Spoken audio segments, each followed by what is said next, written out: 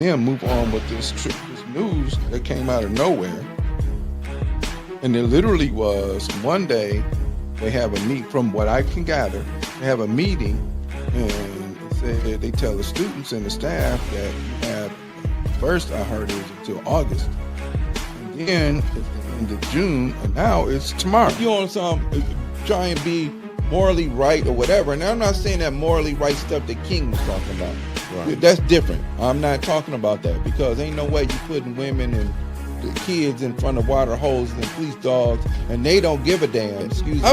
I'm a teacher, and if I'm not teaching your children, people have a right to come and say, "Hey, look, man, you're not doing what I need you to do for my child."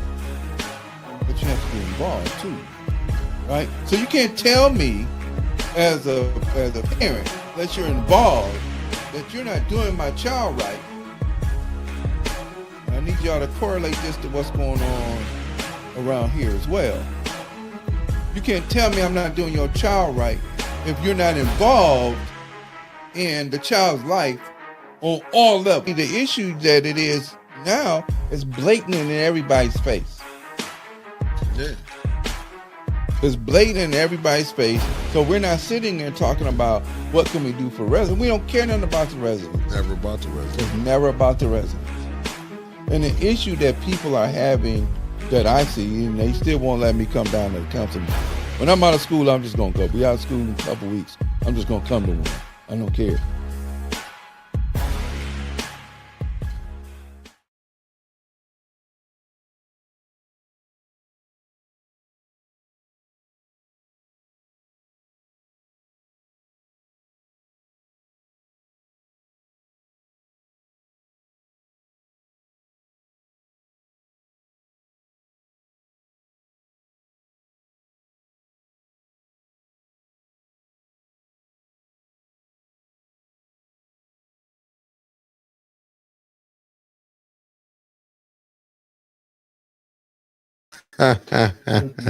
So much insanity.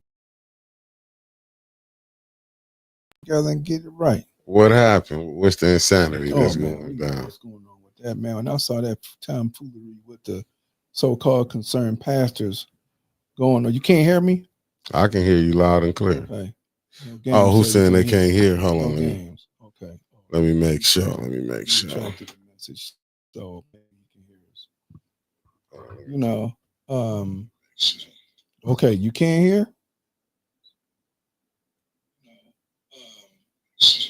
Okay, you can't hear? Yeah, I can hear. I mean, you on YouTube. They're saying yes. Okay, good. Yeah, just probably pull the mic to you and talking to the mic. Closer to the mic. Yeah.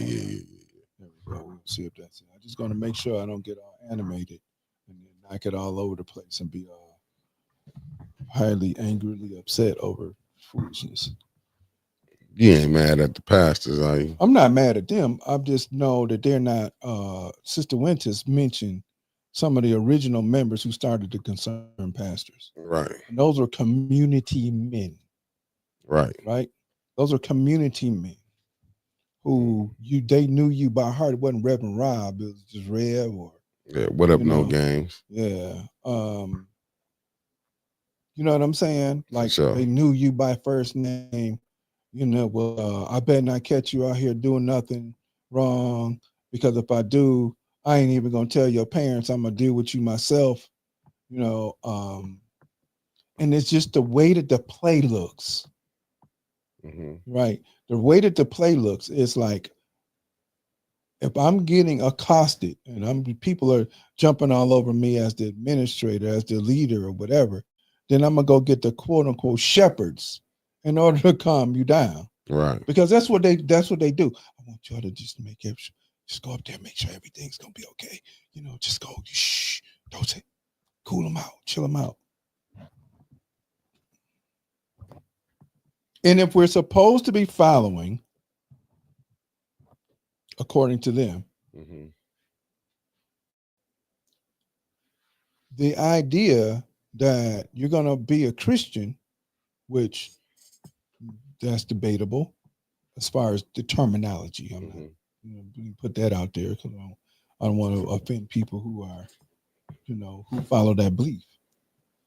But if you follow the character as it's written, the man as it's written, he didn't go to the temple asking them to be gently change how you're doing what you're doing. Right. He goes in there flipping tables, tearing the, rewriting this, talking differently, all of this revolutionary things. I'm with you. But how in the world, who you've had your supposedly, and this is the concerning part that I have. You supposedly have had your pulse on the community because unless you're just sitting in your building and that's all you worried about, you supposedly had your hand and your fingers on the pulse of the community that serves you, and there's absolutely no way that you don't know what's going on. And then when you get called by the mayor to come down, instead of you going down there to see what's going on in council, as Reverend Rob and all those other older brothers would have done, and would have said things are out of order from there, talking to those persons in the seats that we put there, then you'd have been, oh, but you call them and come down, and they come down, and there's how many? I don't remember how many there were. What is it, 6 or 8 or whatever? Maybe about 6 or 7. 6 or 7 people. Man, I'm bit my tongue trying to say that. Men of the cloth. Yeah. Men of the cloth who came down and was calling for peace, but you're not calling for peace at the council meeting? You're not there speaking to the dysfunction that's taking place, because if you're going to be a shepherd, right, the shepherd has a couple of different things in his hand. He has a crook and he has a flail. The crook is to bring back the alignment of the sheep who decide to wander off. And the flail is to make sure that if a predator comes to hunt, that you can defend your flock by using the weapon in order to make sure that nothing happens. You don't lose a sheep. Right. But you're coming down and telling people that have been under stress and duress because no action that they can see is taking place, that you're going to get these group of men to stand there. And I don't even know why they agreed to do it, if they're paying attention to what's going on, because that means that they're not.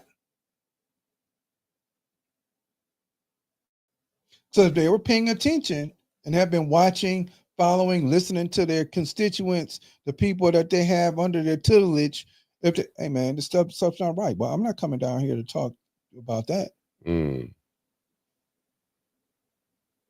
people have legitimate complaints. I'm not saying that the decorum that takes place at the council with people being irate and argumentative is right and proper. But if people have a right and they have a real, true reason why they're upset and they're not being heard, then guess what? How many times do we know that if a country or a city or whatever is not being properly run by the people that are running it, then they have what they call a coup d'etat, a military takeover. And then you put people in charge that's going to run it properly. You had that in Burkina Faso with brother Ibrahim Traore. He was a military leader. Oh, he was? Yes, sir. He's a military leader. I didn't know that. Yeah, so he decides that this is not being run properly like it's supposed to be for the people. So what does he do? Good afternoon, Cicero. Mr. McGill. What does he do? He gets a group of people to follow him to take it over, and he completely transformed the country to something for the people. What you think happened when they started the 13 colonies? How you think this became the United States? It became the United States because when they had the negotiation, okay, so get your pencil and paper out for the history lesson. When they had the negotiation with their mother of England, because the colonists were sent over here in the first place. Now, let's go back and understand that history. They were sent over here in the first place to establish a new place for England. So during taxation, which is important, and I believe we're dealing with that here. So between now and the next time we meet, like meet me, I'm gonna have to pull some of your time, and I'm gonna need you to walk me through some of this stuff, right? So I'm gonna see if I can pull the charter and some of the other stuff. But if taxation is an issue, so with the colonists, this so-called colonists, their issue was we weren't getting any, we were being taxed, but we weren't getting represented. That sounds very familiar. Mm-hmm. I like your leading questions. I like, I got you. Okay, that sounds very, very familiar. If you're serving a certain segment of the population and not the whole population that you're the representative of, then you don't need to be there. And we have to wait till 2026. Yeah, that's cold. Okay, but that's cool. Not a problem. We'll wait. But in the meantime, we should organize as a community. And that's our issue. Facts. We're not uninformed. Mm-hmm. We do know we're not ignorant. We're just unorganized. Major problem. Okay. And a major problem that we have is not being organized. So then if we have to wait for another year or whatever till these elections come, and nobody has done what's necessary, and then there needs to be a clean slate and start all over again with a different set of demands. But you can only do that if you're organized. Facts. Because every single ward has a different set of needs, right? Yep. So if we have a different set of needs, then as a community, right? And I know that if I just look at where we live at, where I live at, where I live at, I know that it's divided on purpose, by design, because you only want to serve one group and not the whole group. And we talking about the 7th ward. Yes, sir. Got you. So if I'm only working in the area that mean that I know that I'm going to get votes in, that's cool. Then what needs to happen to the other area that you're not comfortable that they're going to support you? They got to get out and vote. They got to get out and vote. And it can't be, we can't wait until election time comes to do it. It's got to start now. Right. I agree. It's got to start now. And it cannot be just, Miss Biggs said that in the 3rd ward there's 1,800 people there. They all need to get their asses out there and vote. And then don't complain. And when you get the same old beans and rice that you got now, except for the next time it's got no salt, no pepper, but it's beans and rice, guess what? Whose fault is it? You still got to eat it. Facts. Still got to eat it. What up, Jeff Johnson? Tapping in from Atlanta, GA. All right, good. Hey, what's going on?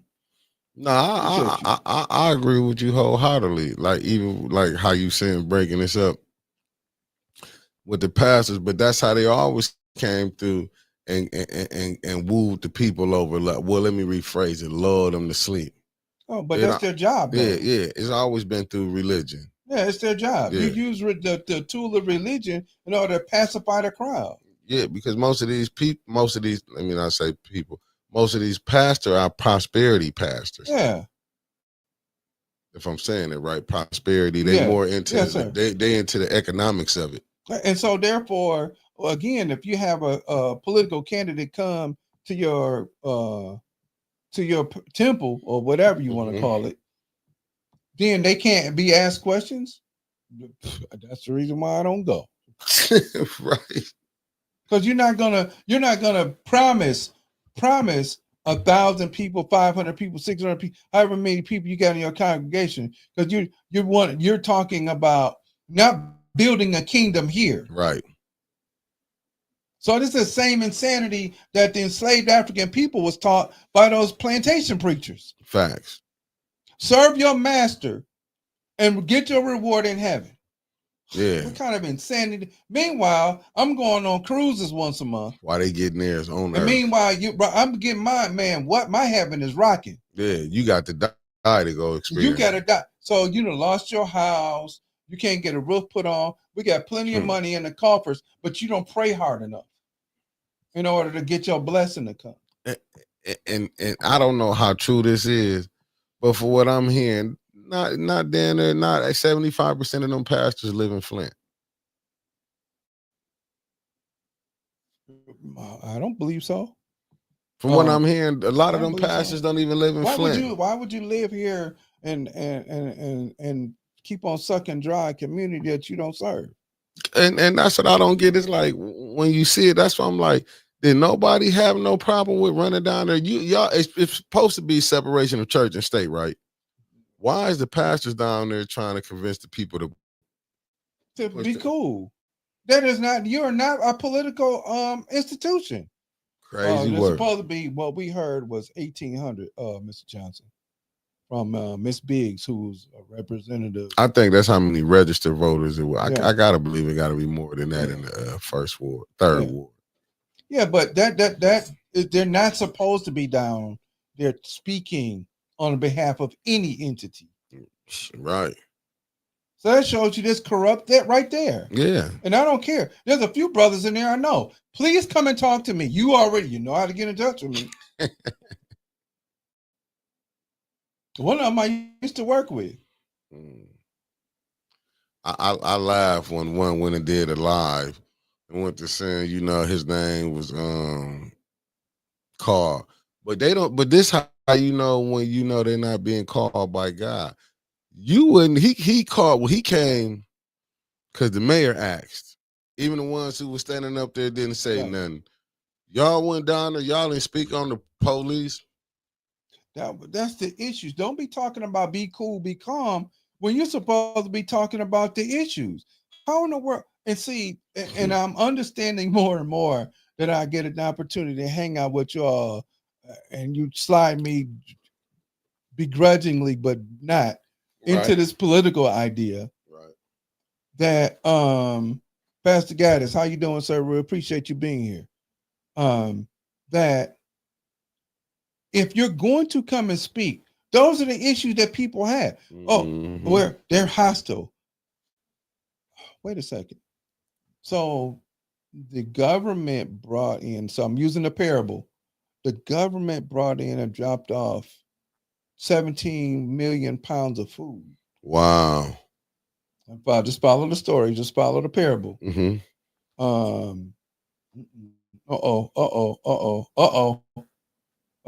right, Pastor Gaddis. And you're holding on to it. Meanwhile, the upper people in the government are eating heartily and eating fully. Meanwhile, the people that are working to support the government are starving. And so eventually, we see the generals walking around here fat, the secretaries walking around fat. Meanwhile, one thing I hear that love me to sleep at night is my growling stomach. But yet you got 17 million pounds of food because we saw the planes drop the food off. And you're not sharing the wealth. See, this is that same thing that we've been talking about. That's been the thread of our discussion, right?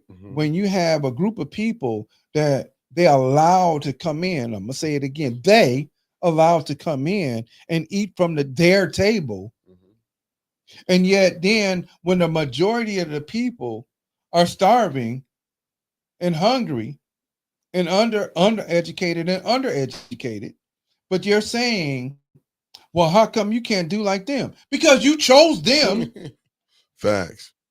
You chose them. I wasn't chosen.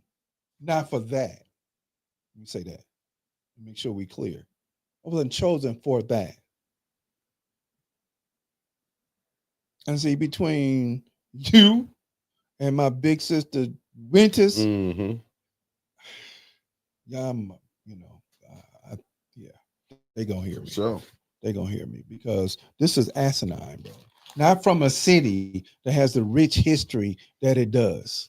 Not from a city that started the black middle class across all of America for all black folks. man, that that's why I will say this. I'm gonna give a little teaser. Uh-oh. You're gonna have to tune in tomorrow on the bump because we gonna bring the guest tomorrow.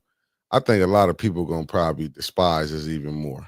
Let them hate, because if you're telling the truth, that's where the hate comes from. Mm-hmm. I don't have no issue with people hate me and I'm being true. I can back everything that I'm talking about up.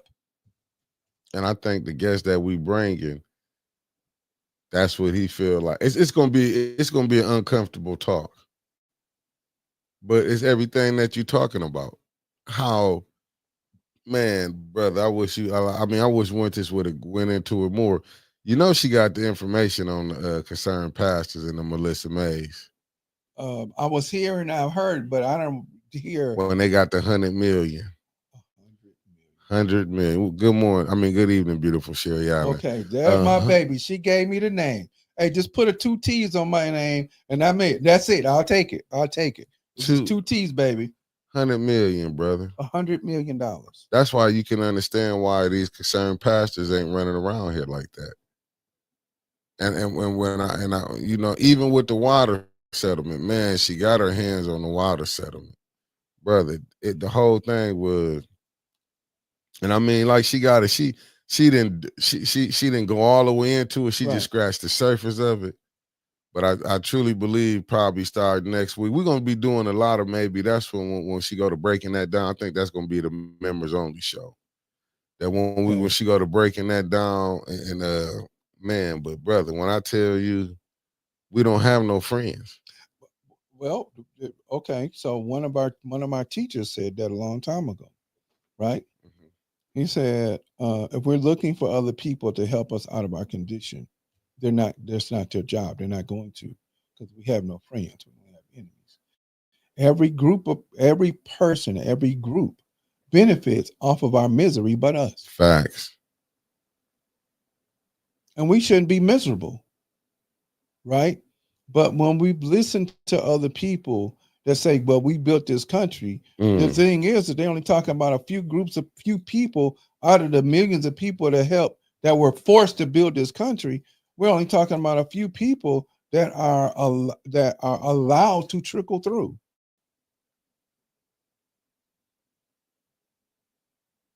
As much as I have fallen in love with Dr. W.E.B. Du Bois, the more that I see stuff and start to connect some other dots, the more I had to kind of look at his talent intent idea and go like, no, that was the wrong idea. He did say before he died that Booker T. Washington was right, and he should have followed his model, which is the reason why from the 30s to the before he was sent to, he was in 1936, he was taken out of the good evening, grace and peace, the position that he was writing as a editor for the Crisis, and they just removed him from the NAACP, which he started. He started in 1908 with the Niagara movement, and later on they turned it to NAACP. Okay, and one of the major heavy contributors to the NAACP was Spring Iron, which is the highest award that they give, and Spring Iron was a Jew. Now, knocking folks, I'm just giving y'all history. Go look it up. But then he creates this idea of the talented 10th. But what he missed is the allegiance of that group of people, those talented 10th, to bringing up and raising up the other people, especially in the South, that had those people in the South that had less educational opportunities, and they were kept ignorant for a reason. Facts. Because it was still segregation, it was still Jim Crow, it was still all of these other, lynchings and all this other stuff that was taking place by these terror groups that the United States government is allowed to exist since they did. from the slave patrols that they turned up calling a police or policy force. Take the E off and put a Y at it, you keep up with the same policy. Mm-hmm. And a group of people that they criminalize more than any other people, Dr. John Henry Clark, that's right. Go ahead on. Fact. The group of people that they constantly criminalize is the people that look like us. So you walk by somebody, you walk by a white woman, no offense to white people out there listening, I need you to get this too. What the hell you grabbing your purse for? Or move to the other side of the street or whatever. Pressure. Nervous, man. What you nervous for? But you don't even know who I am. But that's how it is. Right, because they've been taught it. Facts. All right? They've been taught it. Ronald Reagan, who was a super racist. I'm glad you admitted to that, because I keep hearing about these presidents. I said, show me one who wasn't racist. Every single one of them were. From George Washington owned slaves. Keep trying to tell people. Abraham y'all got to Lincoln. do y'all freaking studying. Lincoln owned them too. The great so-called emancipator. Right. Thomas Jefferson, we know he did. He had more women. He had more children with Sally Hemings than he did his own wife. That's what I'm saying. And it make sense that we're still unaware. I don't give a damn about DEI policies. Go fucking study. Excuse me, Pastor. Go study. Every word in every tradition says study to show thyself approved. And we're not doing it. No. We want to be reactionary. Oh, right. They did this, so we're going to do that. Oh, they took the DEI programs out. So you took $15 billion from Target. You mean to tell me you couldn't get a building? I took $13 billion from Walmart. And you mean to tell me you couldn't get buy a couple city blocks and put people that have aspirations for business inside? No, that's for gentrification. Oh, okay. Well, hey, but what Dr. Claude Anderson says is you can't do a damn thing unless you have community. And we don't. Nope. We don't have community because we've been taught to be afraid of each other. You know how many times I walk in the store much, you know how much I talk to people. Mm-hmm. Anybody that's with me or on the phone with me, my children are, oh man, we ain't going to the store with our dad because a 15-minute trip going to turn into 2 hours. Because he talking to everybody. And I walk by people and they'll look away. What the hell are you looking away for? Because we've been taught to mistrust each other. Right. Good evening, Vicente. The atmosphere is kind of messed up right now, brother Elliot. It's been messed up for the last 300 and something years, bro. Yeah, I'm just saying, when you walk around now, I'm telling you, man, from the gym to, because I done had me a couple run-ins, I was like, I guess this is gonna be the day. You know what I'm saying? Like how people is, just like some of these people, man, is like, and I understood what Lottie was saying yesterday when she was saying the police. Won't Salty Chef would it do, good brother? When she was like, won't y'all get these kids? I understand what she was saying. Man, listen, brother. I ain't gonna lie, I thought I was finna scrap in the gym because I was like, doing my regular Wilson name. And I had to check myself because, like I said, I seen the individual again. But now I just had to sit back. I'm like, these young people, man, they don't have no respect. No. It's like, it's really not all, but the ones I'm telling you again, when I was up in the farmer's market today, man, I got out of line and said, you know what? Let me get out of line. I purchased some stuff and then I went ahead and got out because I seen something. I was like, this is my second time having an experience like this at the farmer's market. I'm like, man, with people, I'm like, where's the, it's like they'll bump into you, step on your shoe. Ain't no etiquette no more. No, because we've been taught that you have to give a certain level of respect to children instead of the fact. Now I'm gonna just say it as children, right? You got to respect my child. I got to respect the goddamn thing. Fine. I'm 62. I ain't respecting shit. That child should respect me because I could do way more for that child than that child could do for me. Right. It's the same damn thing in school. I got to convince somebody to respect me. No, keep your raggedy ass kid at home. They don't want that. Because they not respecting you in your own house. because respect for everybody should be taught. I should not have to earn something from somebody when I give it to you willingly because of your humanity. Right. So again, we don't have community because what's the first thing people say? Well, you can't check the. Get the hell away from me. I'm gonna check the damn kid. They out of line. I did that the other day working with my nephew. Right, we working on the car. This young man comes in and says something about how the crime is here, but he in there doing a crime. In fact. And then you want to move somewhere else because of the crime here, but you causing it. Then you're gonna move somewhere else because it's better, but yet you're gonna come here and still be dirty. Facts. But yet where you moving to, it's way dirtier there. You just don't see it. Right. It is, it's got a shirt and tie and a suit. Oh, for sure. See, here it may have a hoodie, it may this, and it may look a certain way to you. Right. But over there, it's gonna look just like you, but it's gonna have a shirt and a tie and a doctor's office and a lawyer's office and a bunch of other stuff. So act like you know. And my nephew fussed at me. He was like, "Yo, you can't teach everybody." But I'm not gonna let somebody come in and be a dumbass and say dumb shit without checking it. Facts. No, I agree with you with that, man. It's like somewhere to disconnect. Like I'm telling you, you can just tell, man. Like I say, the atmosphere. And I get what you're saying, Vicente, but I be looking at it like, man, you really gotta watch how you move around, man, because people so ready. It's like I gotta prove who I am. No, you don't. You don't have to prove who you No, I'm saying this how they acting like. I'm saying, yeah. Just be. Yeah, like I be. Yeah, I never. What are you proving to somebody though? I never seen nothing, man. I was just like, what do you think you're proving to someone by stepping? See, now, if we were in a mafia, that person wouldn't even be breathing right now. Wouldn't even be. What? Dude, I looked at it. I just said, like I say, with the etiquette, man, it's like people don't at the respect level, but no, don't get it twisted.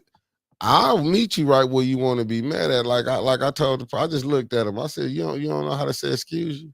Right, and that's it. You know what I'm saying? And I was just like, I was like, this, like, how I'm just like, man, I'm baffled because I'm like, you know what? I'm straight. I'm not even finna do this. I went ahead and moved on around. I was like, I can, you can just tell. Then like I said, that's what I asked, like, who you talking to? But the person never said, so I left it alone because I was like, when you go, all that chirping. And then when I responded to your chirping, and then I was like, you know what?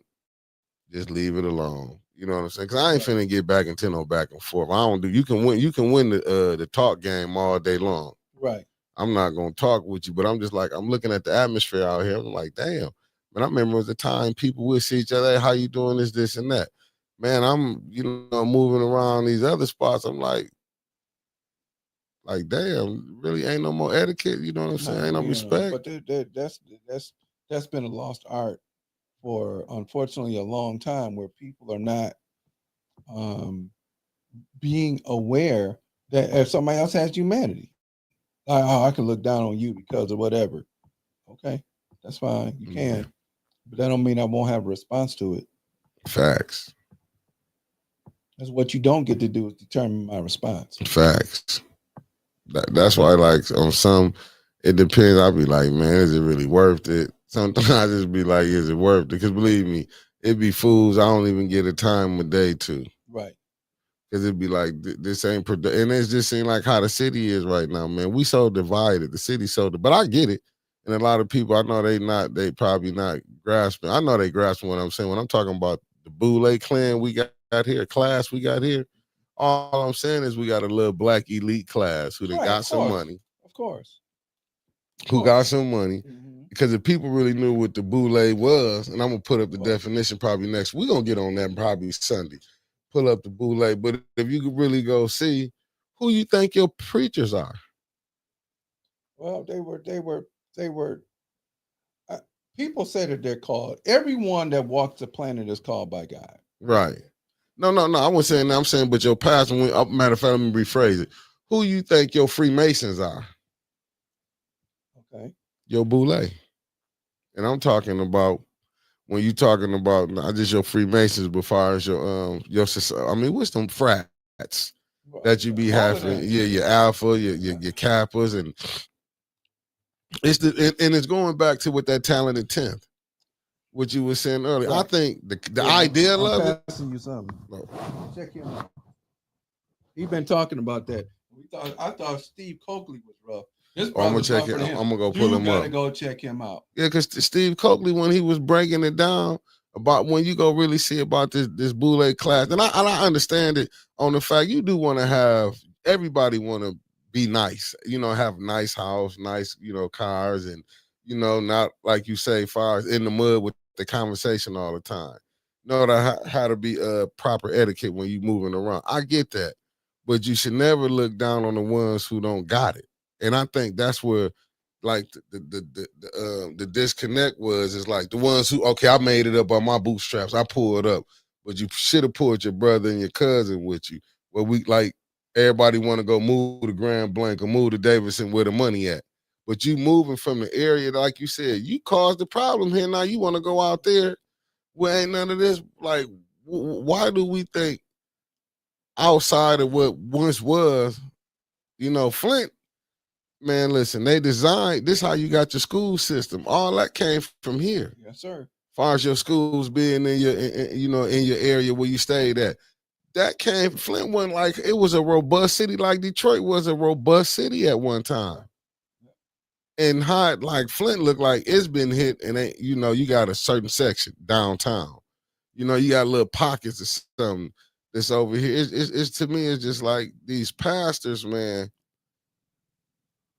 It just let me know we still on the plantation. Yeah, well, because what they're doing is continuing to preach the same thing that was preached for hundreds of years. Facts. Right? That's not that's not new. Most of them don't even know that there are another 66 books of the Bible that are not even in the Bible that they read. Facts. There's 66 other books that were taken out.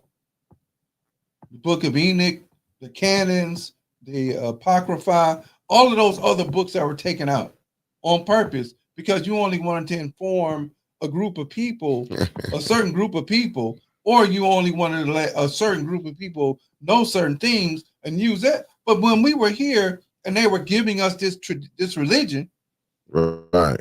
If you get somebody watching what you say and telling you what you're gonna say, this ain't liberation, right? This does not have a liberation theology.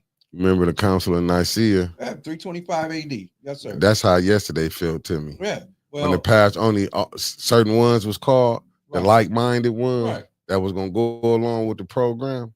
But see, they don't even understand if anybody reads. Pastor Gaddis, you seem like you're a man. So I'm going to challenge you to go read that book called The Council of Nicaea, 325 AD. If you choose to. Because you seem to be a very open man, open to more knowledge. And then if you're ready, I'll give you the other book I was talking about. But I want to see if you're ready for that part first. And I'm not challenging your position because if you on here listening to this ain't your normal show. So we appreciate you being here.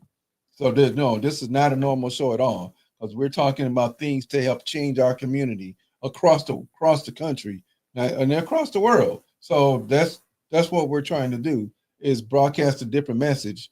I ain't a kumbaya person unless we working with the same shovel to dig up the same crap that we can move out of the way to plant something new. So the Council of Nicaea 325 AD was where Constantine, who became the first emperor of Rome, gathered more than 2,500 religious heads across the country, most of them coming from Africa, but across I want to say country, but it was most of them from Africa, and told them that we're going to,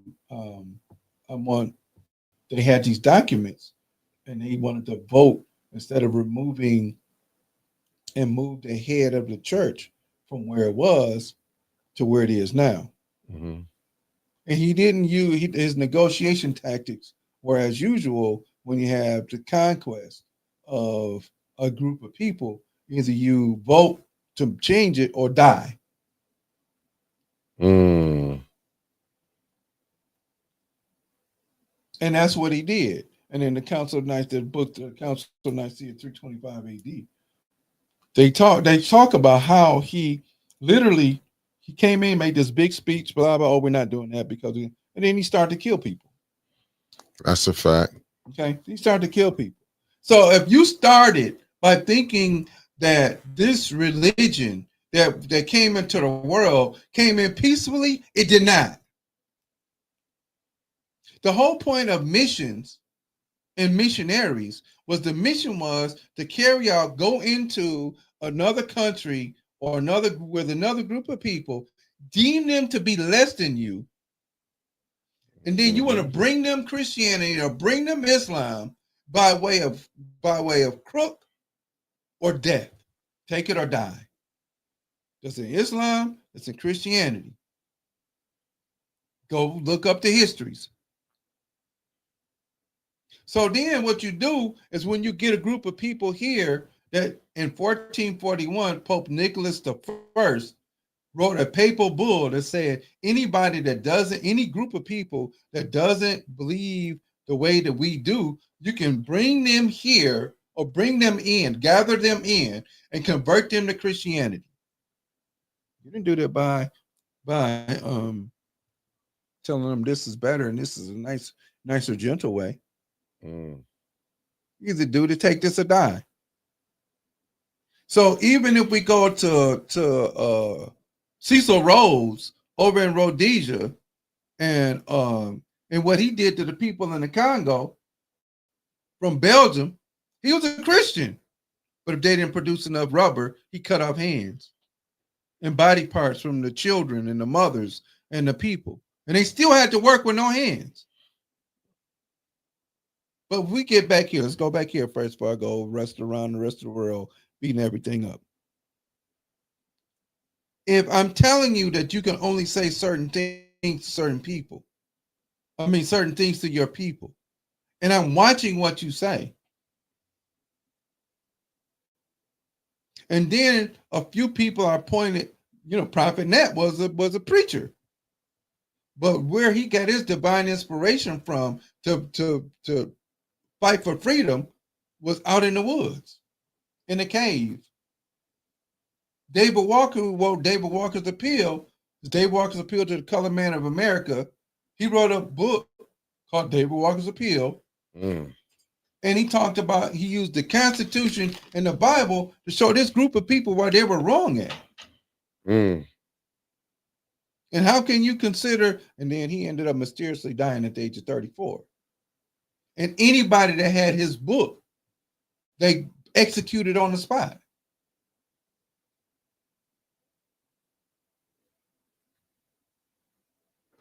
But why you think they do that? Well, because you don't want people to have the idea of freedom. Right. So even in the excuse me, somebody wants to see me. My nose itching. Even in the so-called old Negro spirituals that became gospel music, and I don't know what it is that we listen to today. You have people talking about go down Moses and what was that? Well, we getting ready to run away. They weren't talking about staying on here and being happy in their position and what they were. So now, if we move that up 400 years, what you're having is you have people, it's anarchy. No, it's not. It's the fact that you're not doing what you said you're going to do, and we want our part. There are people that are hearing that you had all of this money come in, and we don't see no improvements in our life. What the hell you think you're going to get? You're going to get anarchy. You're supposed to. It's the people's right. Right. But yet we're not going to preach that in the church.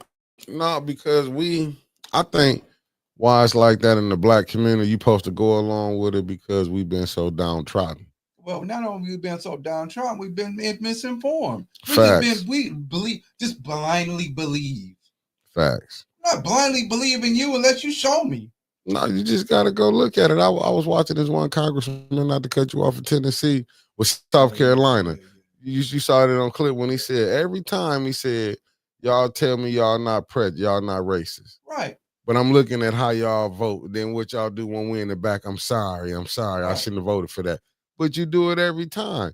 You can't tell me right now what's going on. We want to say, well, you can't say it's not racism. You know what I'm saying? I know they like to throw a little, say classism is the new race. No, racism is racism. And no matter who you put in front of people, right? It's the people behind. Now, here's the thing. Go for Those people that's in front of us definitely have to know that there's somebody behind them manipulating things. Right. But you just happen to be the target. Right. Now, if you're getting paid, hey, then you got to take it how you get it. Yeah. And it is what it is. Yeah, I'll give you another example. I remember Reverend Thrillkill, man. That brother, he be dropping some jewels. He was like, reason he didn't like recalls was because how they geeked them up when they recalled Mayor Woodrow Stanley. Right. He said we up in there. He said, yeah, we in there. He gotta go. He said, we got the white people too saying we gotta go. But he was like, man, saying he gotta go. He was like, he said, but brother. He said, when I looked at it, we're not looking at the real culprits behind it. They had us convinced that we had to go after our man. After our man. Yeah. But see, what did Malcolm say? Yeah. They'll get a black man to kill a black man just to say it was another black man. Listen, but here's the key word.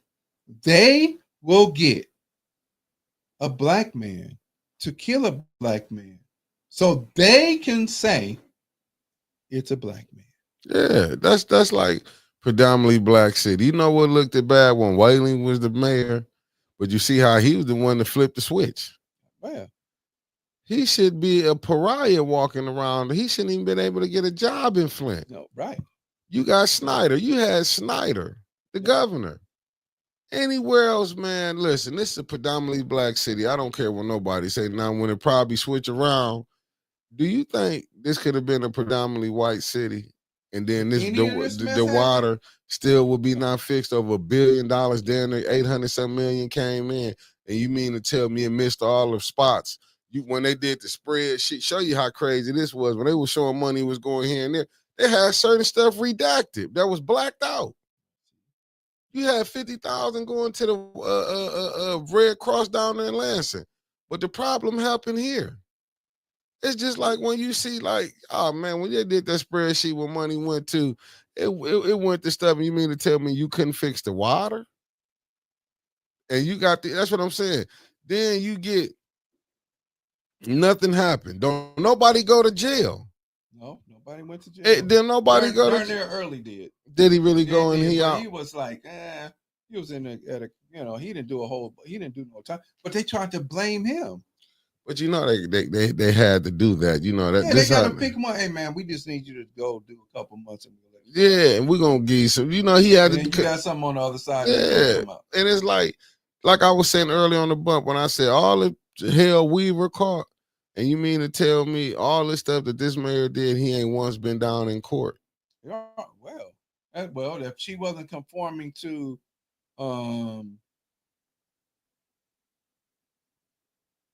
no, that's never gonna get fixed because you got to continue with this so-called master plan. Right. But anyway. And that's the devil in the detail is the master plan. Man, when them people came in, and I said on our first couple committees, when them people came in from whatever city they were in from New York. Now, here's one thing about that. And then we're gonna go back to what we were talking about. One thing about that was they were all connected. It was a small Jewish town just outside of New York City. Same type of, look, the whole thing. 80,000 people. But they're all of the same mindset. Mm-hmm. Right? They're all of the same mindset. So they started a whatever coalition you want to call it, whatever, that they went on and, restructured the city. This is what's happening here. But what you're trying to do is eliminate residents. Mm-hmm. Now, what would be better to do instead of eliminate residents would have been, we're going to ask for a pool of money. And we're going to fix up the communities. This is what your council people should be doing. Just a hint, you all, that those of you all that are listening, if you're not, or if you catch it later, I said it. I don't care. Because you're going to see me soon. Mhm. Maybe I may not say something the first time, but definitely you're going to hear me. Um, and what you do is you say, you know what? I'm over here in let's say our ward, right? Mhm. And it's cool that they're doing things at Old Pierce Park Golf Course to make it some sort of whatever. But look at what area that's in. All right. Okay, somebody just decided to become a member. Thank Grace you and very peace. much. Thank you, Grace and peace. Right? So that's Mhm. cool over there in Pierce Park, in that area that you're serving the college area. But what about the rest of the board? You get nothing? Stewart School is closed. It could be turning into a center for whatever the needs of the community are. But you got Brendan Center open still. You got the food bankers over there. Mhm. You got those members of that neighborhood, which I'm on the other side of Dort Highway, not that far away, but still. Why not make sure that something is there for everybody? So Mhm. even if you don't put whatever that little life wildlife park is that they turn Pierce Golf Course into for that part of the community, do something for this. Do the same damn thing over here. Take some of that land that's over there by Stewart School that, excuse me, there ain't nothing happening with, and turn that into something like that for us, for the people that live over there. Then we'll Mhm. shut our mouths. At least you did something for us. We got a park.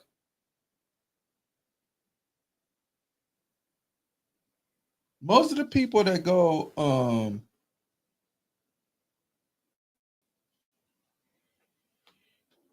Brother Elliot and Brother Mick, in a good place in Flint, Michigan, would you do to get Flint, Michigan right? Get rid of everybody that's so-called damn leadership. That's Facts. number one. And number Facts. two, you would literally, I'm gonna tell you what I would do. I would get a group of people, and I'm really thinking about doing this anyway on my own. But I know Mick is dragging me in by my feet, so he's kind of slowly dragging me into this anyway because he keep on putting these little key catchphrases, and I get it. But I would canvass the city. What do we need? Actually, it's not even that hard. Hey, look, that such and such need that house fixed up. We gonna get the money. We gonna fix that house. You got Job Corps, even though it's closed down right now. I would have put all of them kids to work. Hey, we're gonna come over here. We're gonna go sit house by house, street by street, and we're gonna put your skills to the test. And we're gonna renovate some of these homes that aren't completely dilapidated, and go from there. And then we're gonna make it low enough for people to afford, but whatever it is that they're um, making, right? So if you making $15 an hour, then your rent or your ownership. I don't want you to rent anything, because what renters do is get to be ignorant and tear up shit. But your ownership will, if as you work towards owning it, then your rent's gonna be this much. How much money you need to run the city? If I said, okay, I'm gonna make $110,000. That's my salary. Mhm. But guess what I'm doing every damn day, every week? I ain't sitting in no damn office. I'm on the hey, come here, man. We coming over here. Hey, what y'all need over here? Oh, we need a park. We gonna put a park in. Put a park in over here. Mhm. Put a park in over there in that next block over there. Hey man, I need y'all to make sure don't anything bad going on over here. Y'all need to shut that. Young people, y'all need jobs. Here, we can ready put y'all to work. You get you some construction crews, they get paid, put them young people to work, let them put some money in their pocket and learn a Facts. damn skill. This is not Facts. hard. Nah. This shit's not hard. And then if I say I'm giving myself a raise, who the hell gonna say no? Oh, I'm gonna make $200,000 next week. Okay, go ahead on, bro. Guess what? Everybody's eating. If everybody eats, what people gonna say? They're gonna say nothing. Facts. But that's how you build community. Oh no, we don't have a bank over here. We're gonna put a bank over here. It ain't gotta be big, it be small. We're gonna put a bank over here. Young people, you all come here and learn how to run. Oh, we don't have a clinic over here. We ain't got to worry about. We're gonna put a clinic over here. It could be attached to a hospital, no problem. It's not hard. Oh, our educate. We got no. We need to get more people in here that we can fill these schools up again. And this is how you're going to walk, to carry yourself in the schools. And if you don't, then okay, well then you lost everything. Facts. So now if you're making money as a young person, you still can go to school and then you can still work, whether you work as a receptionist in the clinic in the evening, whether you do this as a CNA, whatever the hell you want to do, we can still do it. But you still got to get that education. And then you got a scholarship when you finish from the city. I'll be elected mayor forever. Just by simply being community. Yeah, that's I think you hit it on the nose. We don't got community here. We have no community. It's been destroyed. And yes, the drugs, and yes, to this, and yes, we dealt with all of that shit happened. It did. But at the same time, right? Mm-hmm. I remember going to pose that thought, but I'm gonna throw this curve in there. I remember going to a church one time with a couple of friends when I was going through some stuff. And then one of the church members asked me, I ain't never met her before, why I was here. I said, I need to come. I need to be around some people. I'm just going through some stuff. I need to be around some people. What have you been through in your life? And I told her, I lost people, whatever, and it was bothering me, whatever. Well, you ain't never did drugs, you ain't never did this, you ain't never did that, man. And I blinked really hard. And I asked her, so that's how you found God? You had to be a drug addict and sell your soul, sell yourself? Well, experience is the best teacher. Oh no, I'm straight. And I don't care nothing about Mary Magdalene supposedly being a prostitute. I don't give a damn about none of that. I'm not interested in finding God that way. Right. I said, so you wouldn't listen to a man like me who's know a little bit of something. Because you ain't never been through nothing. I said, you're the dumbest woman I've ever met in my life. And at that point, I packed my things up and I walked out of church. And the only way that you can believe is that you got to be rock bottom in the mud with the pigs and the slime and the worms and all that other shit. And that's the only way you can believe. You're a damn fool. Fact. Never went back. Because later on I found out that, he'd been through some stuff. I get it. But how the hell are you running the church? Because people, that's how ignorant we are. Now, stuff happens. I'm not saying that. I'm not saying that he ain't no man of God or whatever. I'm a man of God too. I might cuss, but that's not cursing. That's different. Facts. Not cursing something bad to happen in somebody's life. Just because somebody don't like cuss words, that's a cuss word. That's a word. It's an expression. Do I have an extensive vocabulary? And then one of my coworkers, she used to get on me in school. You don't have to cuss. Yes, I do. I like cussing. But I'm not cursing anybody to anything bad or bad fate to happen in their life. For sure. That's cursing.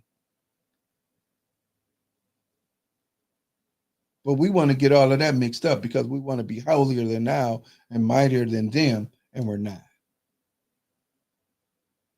And we're not. Like I've been going to church for 50 years, but you don't know a goddamn thing. You don't know nothing. And you refuse to go help somebody who's doing less than you. Facts. That's where our real humanity is. If you're not eating and I'm eating, you're going to eat. Facts. Oh, I didn't know, brother, that you, man. Come on, I got you. I ain't gonna go out there. Oh, guess what? I helped Brother Mick eat because what kind of bullshit am I on? Facts. That's the reason why I don't be out, because I do stuff low key over here in the corner in the cut. Because people want to, oh, I just got on social media and I told everybody, and I'm making a story up, ladies and gentlemen, don't. And if he did have a problem, he know where I stay at. Hey, man, I got a freezer full of food. Come over and get it. Because that's how we're supposed to do. I'm not supposed to let anybody, if I got it, we got it. That's my wealth. Money gonna come. Facts. You got any last words, brother? Before we close, we're gonna be back Sunday though. Yeah, Sunday. We'll be back Sunday at 9:00. Family, we got to start building community. If we want to correct this problem, don't look up and down. Don't look at the mayor. Don't look at your council person. Right. Don't look at your pastor unless he's like Pastor Gaddis. You and I could kick it. Facts. So there's something more to him than just the title on the name, and I see that. And God bless you too. We appreciate it. God bless us all, because we all need it, because we out here fighting a war, right? So, and I'm gonna say this to you, and I'm done. All of the negativity is given because you're in the warfare. You're in the trenches. You're supposed to have that happen. That just means you got to tighten your armor up, bro. That's it. And I'm talking to you, brother, mate. For sure. Okay, tighten your armor up. Because going somewhere else, too many people know you. Facts. It don't matter whether you go, you're gonna get the same shit no matter where you go. For sure. For okay? sure. For sure. Tighten your armor up. For sure. We in a war, bro. For sure. Chancellor Williams say, in warfare, all hands on deck. Facts. And on that note, family, peace. Peace.